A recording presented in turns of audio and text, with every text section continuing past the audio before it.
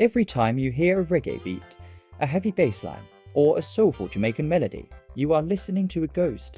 You are hearing the echo of a group of men who changed music history in just 14 months. Yet most of the world doesn't even know their names. We all know the icons. Bob Marley is a global saint. Peter Tosh is a revolutionary hero. But before Bob Marley ever picked up a guitar, before One Love was ever sung, there was a band that created the very DNA of Jamaican music. They were the architects, the engines, the Skatalites. Imagine a band so powerful that they backed every single star in the country. A band so talented they blended jazz, blues, and African rhythms into a new sound called ska. But their story is also one of tragedy, madness, and a sudden collapse that left the world wondering what if. Today, we go back to the roots. We uncover the legendary band you've never heard of until now.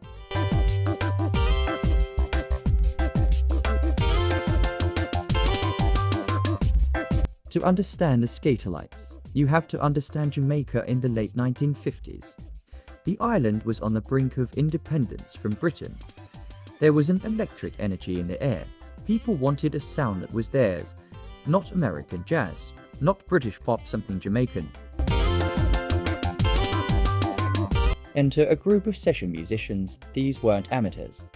Many were classically trained at the Alpha Boys School in Kingston, a strict school for wayward boys that produced some of the greatest brass players in history, men like Don Drummond, Tommy McCook, and Roland Alfonso. They were jazz fanatics. They loved Dizzy Gillespie and Charlie Parker, but they were playing in Kingston's tiny, sweaty studios for producers like Clement Cobzone, Dodd, and Duke Reed. They were the Studio One band. They played on everything, but they didn't have a name yet. They were just the guys who made the magic happen behind the scenes. In 1964, they officially became the Skatalites. The lineup was a dream team of musicians.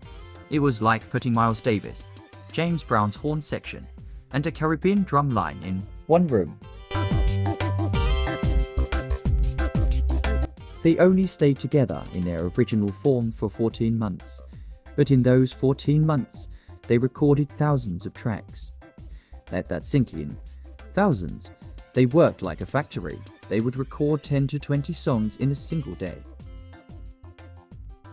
They created the ska beat, that upbeat, infectious rhythm that makes it impossible to stand still. They were the backing band for a young, teenage group called the Wailers. Yes, a young Bob Marley, Bunny Wailer, and Peter Tosh learned how to be professional musicians by following the lead of the Skatalites. If the Skatalites decided a song was bad, it didn't get recorded. They were the gatekeepers of the Jamaican sound. Songs like Man in the Street and Guns of Navarro became anthems of a new, independent Jamaica. They were the sound of freedom.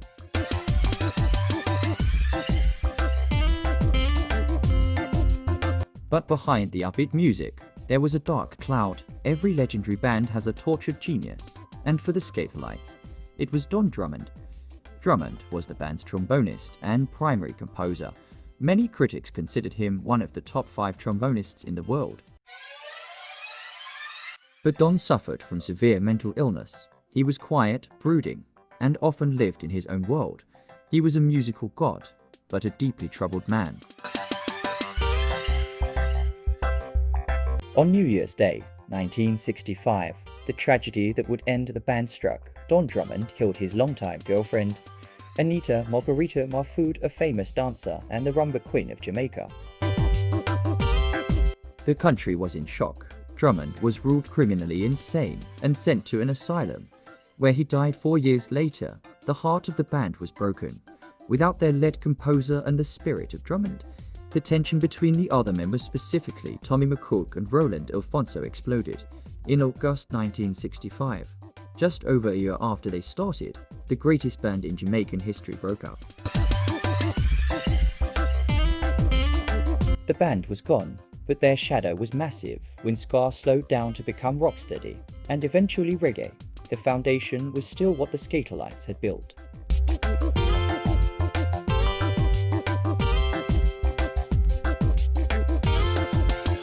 Look at the bass lines. The walking bass style that defines reggae was perfected by Skatalites bassist Lloyd Brevitt. The drumming style of Carlton Barrett, Bob Marley's drummer, was heavily influenced by the Skatalites' Lloyd Knibb. Even the two-tone ska movement in the UK in the 1980s, bands like The Specials and Madness were basically just trying to sound like the Skatalites. They took a local Kingston sound and turned it into a global movement. Without the Skatalites, there is no Bob Marley. Without the Skatalites, there is no British punk ska. Without them, the world sounds a lot more quiet and a lot less soulful. They were the spark that lit the fire. The Skatalites eventually reformed in the 80s and 90s, and different versions of the band still tour today, keeping the flame alive. But the original 1964 lineup remains a mythical moment in time. We often celebrate the singers, the faces on the t-shirts, but music is a team sport. Behind every great frontman is a band that provides the heartbeat. The Skatalites were the heartbeat of an entire nation as it was being born. They were jazz masters playing for the poor people in the ghettos of Kingston. They were geniuses who didn't care about fame, only about the vibe.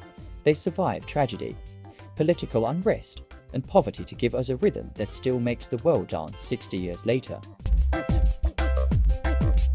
So, the next time you put on a reggae playlist, listen for the horns. Listen for the sharp, upbeat guitar. That is the ghost of Don Drummond. That is the spirit of Tommy McCook. That is the Skatalites. Did you know about the Skatalites' connection to Bob Marley?